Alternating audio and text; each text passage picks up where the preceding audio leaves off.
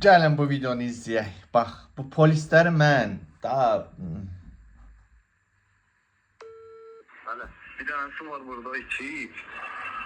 Ne tane? İçip burada içip. içibdir. Aha. Kaşın cebinde pulu var da başa düştün. Aha. Buna el işe bir tane yaklaştırır. Bir tane dava dalaştan özü çaktır buraya götürürler bizi.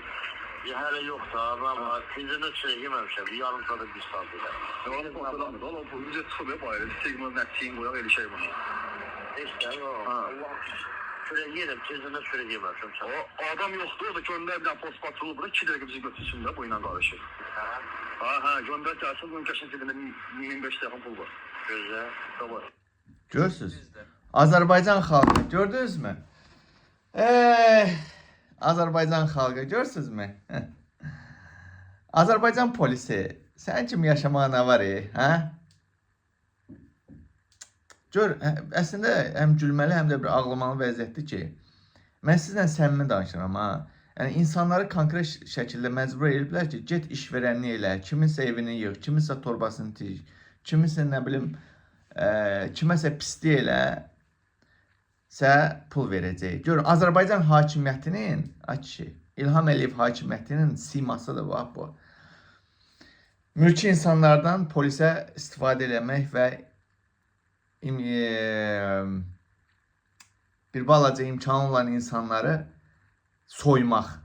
Bunun adı rəsmən quldurluqdur. Bax, İlham Əliyev hakimiyyəti və onun polisləri bugün konkret şəkildə quldurluqla məşğul olurlar. Banditliklə məşğul olurlar. Bu banditlikdir, bu quldurluqdur. Ona görə bu rejim belə bir nətər deyimi, belə bir quldur, bandit, oğraş, binamız, şərəfsiz İlham Əliyev kimi rejimə qarşı həqiqətən başqa çarə yoxdur. Üsyana qalxmaqdan başqa çarə yoxdur. Yəqin bu videonu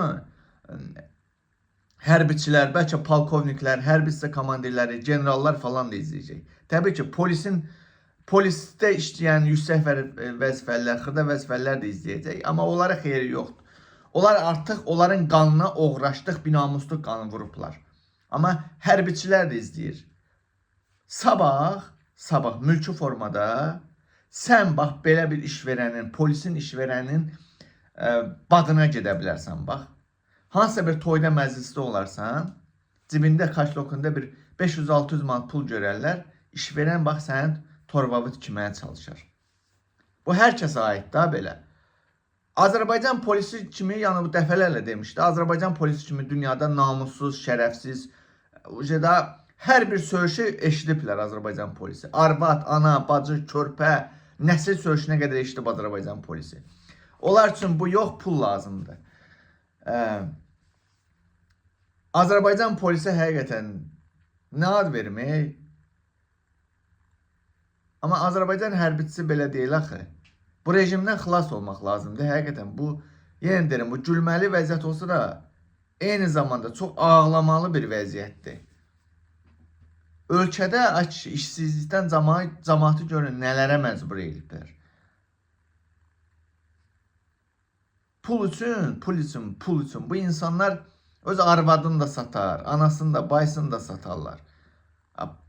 Gör nə vəziyyətdir ki, əvvəllər deyirlər ki, puldan dəyərli şeylər var. İndi namusdan, qeyrətdən də dəyərli şey olub pul.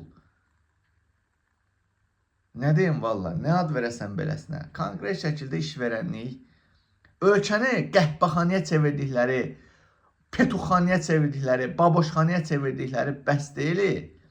İndi də işverənlik, quldurluq, konkret şəkildə quldurluqla məşğul olub bu hakimiyyət. Ona görə yenə deyirəm, bu rejimə qarşı üsyan, başqa variant yoxdur. Qana qan lazımdır bu rejimə qarşı. Qana qan. Konkret şəkildə qana qan. Bunun başqa bir adı yoxdur. Azərbaycan xalqı. Bu şəkildə sizin də qapınızda öləcək. Sizin də bax belə bu formada cibinizdəki pulunuzu qapazıyıb əlinizə alınacaqlar zorla. Banditlik yolundan.